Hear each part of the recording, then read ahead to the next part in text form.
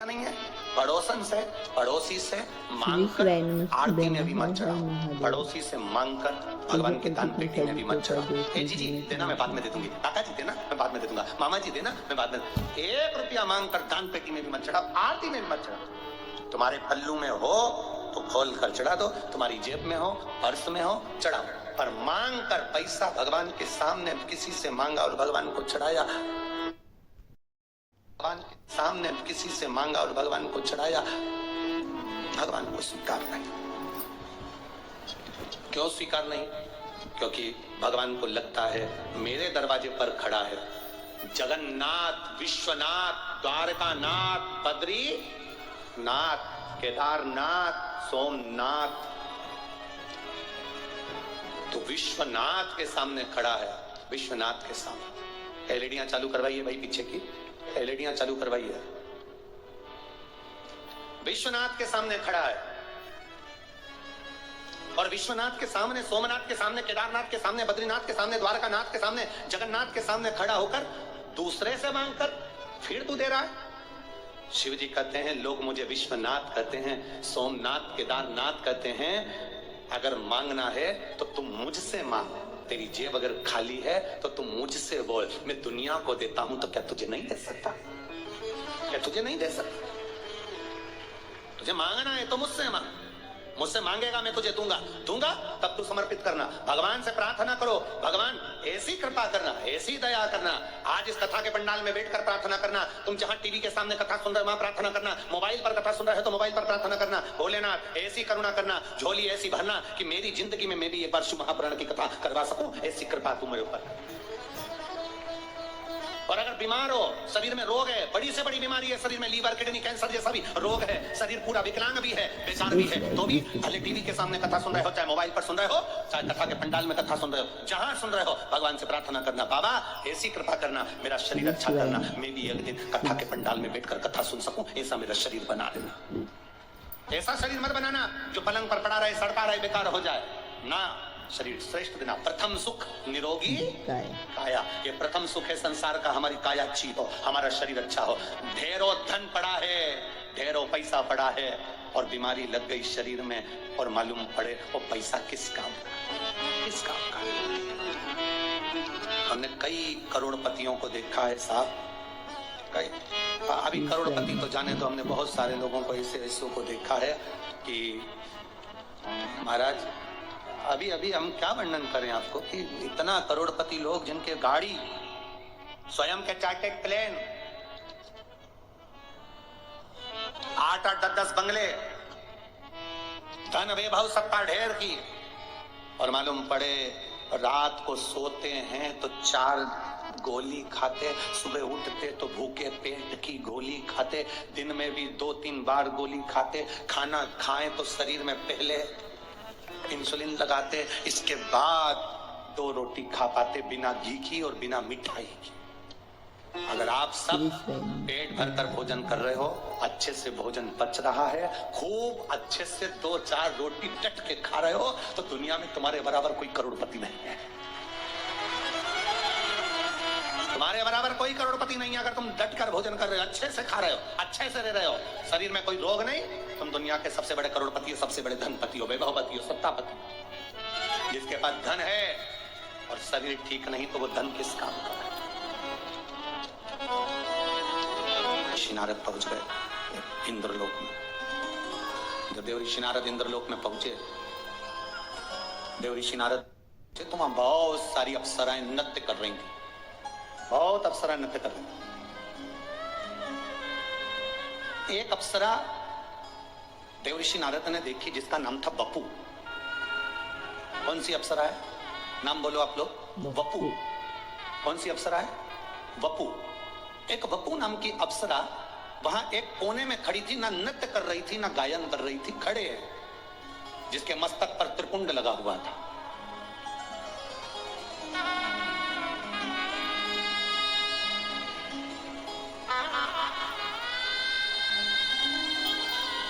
चालीसगांव की कथा में आपको कहा था, दुर्वासा ऋषि मस्तक पर त्रिपुंड धारण कर गए थे और नरक में घूमने के लिए गए थे। नरक में कुंभी पाक नरक में एक कुंड में उन्होंने झांक लिया था, उनके मस्तक के त्रिपुंड की थोड़ी सी राख भभूति कुंड में गिर गई थी तो नरक में बेकुंठ उत्पन्न हो गया था। वो त्रिपुंड की भभूति में इतना दम था।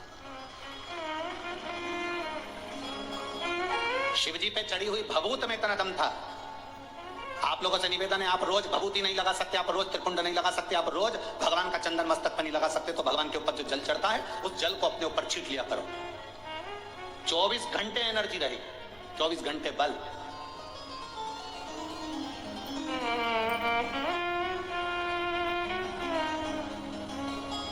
और आज इस व्यासपीठ से कहने में पीछे नहीं हटेंगे। हम तो इतना जरूर कहेंगे, अगर कोई व्यक्ति बीमार है, हॉस्पिटल लेकर जा रहे हो, लग रहा है कि इसको बड़ी बीमारी की आशंका है, इसका किडनी लीवर डैमेज हो चुका है, इसको कहीं कैंसर जैसा रोग दिख रहा है, इसके शरीर में कोई ना कोई बड़ी बीमारी डॉक्टर बोल सकता है, तुम्हें लग रहा है कि घबराहट हो रही है, भय लग रहा है कि मैं डॉक्टर को दिखाने नागपुर जा रही हूँ, मैं डॉक्टर को दिखाने के लिए चंद्रपुर जा रही हूँ, मैं डॉक्टर को दिखाने के लिए यवतमाल जा रही हूँ, मैं डॉक्टर को दिखाने के लिए यहाँ जा रही हूँ, और तुम्हें लग रहा है कि कहीं कोई बड़ी बीमारी ना आए, तो हमारा निवेदन है, सबसे पहला काम करना, हॉस्पिटल डॉक्टर को दिखाने से पहले शंकर के मंदिर में जाना, एक लोटा जल समर्पित कर आचमन करना, एक बेलपत्री उठाना, तुम खाओ तो ठीक, ना खाओ तो ठीक, उसको पर्स में डालना या जेब में रखना और उसको लेकर हॉस्पिटल तक जाना और कुंदकेश्वर महादेव का नाम लेकर जाना। कभी बड़ी बीमारी नहीं कर सकती।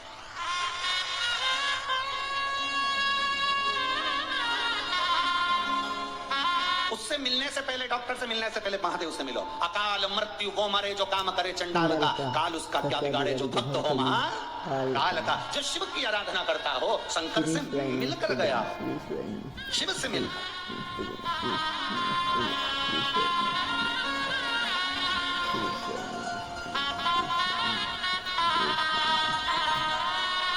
बहुत बड़े डॉक्टर को फाइल दिखा दी, फिर छोटे छोटे डॉक्टरों से जाकर कह दो हम बड़े डॉक्टर मुंबई गए थे, वहां ये डॉक्टर को दिखाकर, बड़े हॉस्पिटल का नाम ले दो, हमने वहां दिखाया। फिर छोटे डॉक्टर को दिखाओ, छोटे तुम्हारे गांव के तुम्हारे शहर के हॉस्पिटल में जाकर दिखाओ, वो फाइल देखते से कर देगा, अरे ये तो माँ के हॉस्पिटल की है। फिर वो करेगा जब तुम माँ दिखाया है तो फिर हम थोड़ा बहुत ट्रीटमेंट देख लेते, फिर उसने थोड़ा बहुत ट्रीटमेंट दे दिया। उसी तरह हॉस्पिटल जाने से पहले तुम जब शिवालय तक चले जाते हो, शंकर के मंदिर चले जाते हो, बड़े डॉक्टर से मिल लेते हो। इससे बड़ा डॉक्टर कौन होगा, तुम ईमानदारी से बोलो, जो अपने ससुर का सिर काटकर बकरे का मुंह लगा दे। कितनी जोरदार प्लास्टिक सर्जरी है।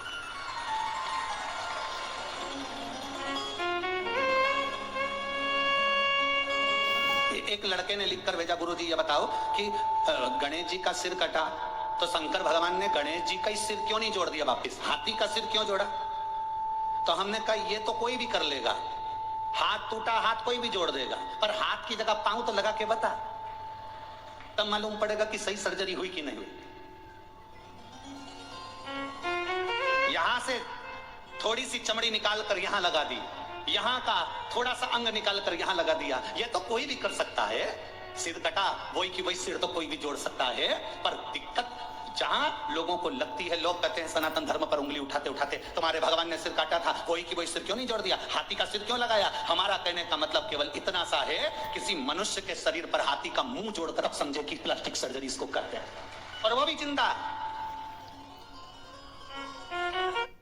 शिवाय नमस्तुभ्यम, हर हर महादेव। आज पूज्य प्रदीप मिश्रा जी ने कथा में बहुत अच्छी और अचूक बातें बताई हैं। पूज्य प्रदीप मिश्रा जी ने बताया है कि कैसे भगवान शिव ने गणेश जी के मुख पर, उसका मुख उतर गया था तो उसके मुख पर हाथी का सूंड लगा दिया था। पूज्य प्रदीप मिश्रा जी ने आज कथा में बहुत अच्छी बातें बताई हैं।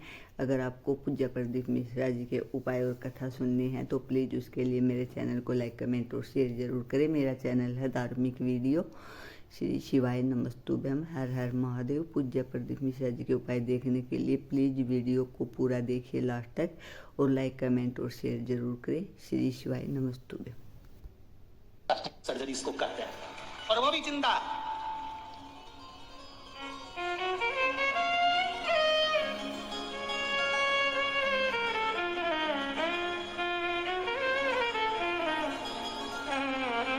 एक व्यक्ति ने हमसे कहा, गुरुजी देखो तुम्हारे सनातन धर्म में, तुम्हारे हिंदू धर्म में कितनी सारी पुराणे हैं, कितने सारे वेद हैं, कितने सारे शास्त्र हैं, कितने सारे ग्रंथ हैं, और हमारे धर्म में केवल एक, बाकी के जितने धर्म सब में एक पुस्तक, एक ग्रंथ, एक किताब है, और तुम्हारी इतनी किताब।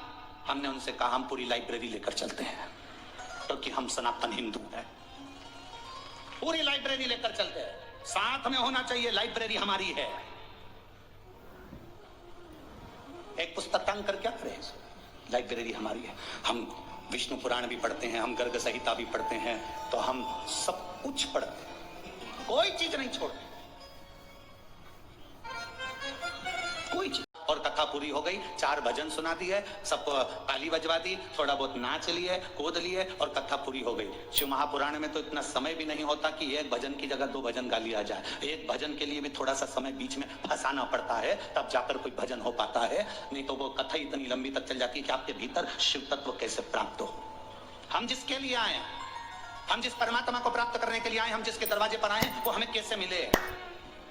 हम गुरु के दरवाजे पर जाएं और उस गुरु के दरवाजे पर जाएं, तो हम अगर गुरु के दरवाजे पर पहुंचे, भले हमारा गुरु वहां सामने नहीं हो, पर गुरु ग्रंथ भी अगर वहां पर है, तो उस ग्रंथ में गुरु का दर्शन होना चाहिए। उस ग्रंथ में गुरु का दर्शन हो तो समझ लेना कि तुम्हारा गुरु के दरवाजे जाना सार्थक हुआ, तुम्हारा गुरुद्वारे जाना सार्थक हुआ। तुम मंदिर में जाओ और मंदिर में जाने के बाद तुम अगर भगवान को जल चढ़ाते समय तुम्हारे भीतर की इंद्रियां आनंदित ना हो जाए, तो तुम्हारा फिर मंदिर जाना व्यर्थ है। आनंदित होना चाहिए कि मैंने जल चढ़ाया तो मेरी इंद्रियां आनंदित हुई।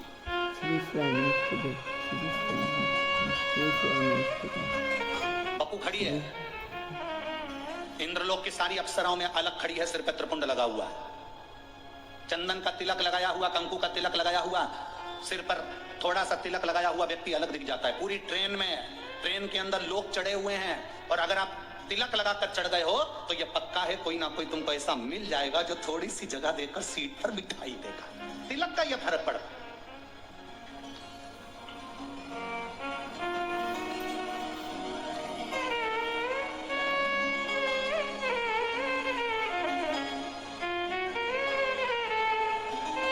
थोड़ा सा तिलक लगाए, आपको सम्मान मिलेगा। बहुत बहुत हम कहेंगे आप लोगों को थोड़ी सी काली मिर्ची भी लग सकती है, क्योंकि हमारी बात से लोगों को जरा काली मिर्ची, लाल मिर्ची थोड़ी ज्यादा लगती है। हम कहेंगे आप लोगों को थोड़ा सा लग सकता है। बोल दूं क्या? बोलो, जम के तो बोलो, बोल दूं। एक कायदे के वस्त्र जब पहनकर आप कहीं जाते हो ना, तो किसी के बाप में दम नहीं है कि तुम पर निगाह उठाकर देख ले। जब वस्त्र कायदे का नहीं होता तो लोग फायदा उठाते हैं, वस्त्र कायदे का नहीं होता तो लोग फायदा उठाते हैं। घाव पांव में है तो डॉक्टर से पूछना कि पट्टी क्यों बांधता है। डॉक्टर को मालूम है अगर पट्टी नहीं बांधूंगा तो ये मक्खी उस घाव पर बैठेगी, इसलिए जितना हो सके पट्टी बांध कर चलोगे तो फिर ये आड़ी टेढ़ी मक्खी नहीं झूमेगी।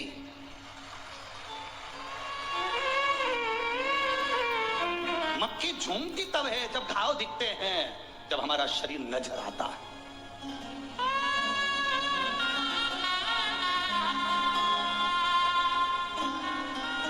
अपने तन को, मन को जितना ढक सकते हो उतना ढक कर चलिए। भजन को जितना ढक सकते हो उतना ढक कर चलिए। भोजन को जितना ढक सकते हो उतना ढक कर चलिए। भजन शंकर भगवान के भक्त को देखकर कभी हंसो नहीं, शिव के भक्त को देखकर कभी ताना कसो नहीं। श्री शिवाय नमस्तुभ्यम। हर हर महादेव। पूज्य प्रदीप मिश्रा जी ने आज कथा में अच्छी अच्छी बातें बताई हैं, हो सके तो आप भी इन्हें आजमाइए, हो सकता है आपकी ज़िंदगी संवर जाए। पूज्य प्रदीप मिश्रा जी ने बताया है कि हमें तन और मन हमेशा ढक कर रखना चाहिए, ऐसा करने से हमें बहुत फ़ायदे मिलते हैं। पूज्य प्रदीप मिश्रा जी के उपाय और कथा अगर आपको अच्छी लगी तो एक लाइक और कमेंट अवश्य करें, और कमेंट बॉक्स में हर हर महादेव अवश्य लिखें। श्री शिवाय नमस्तुभ्यं।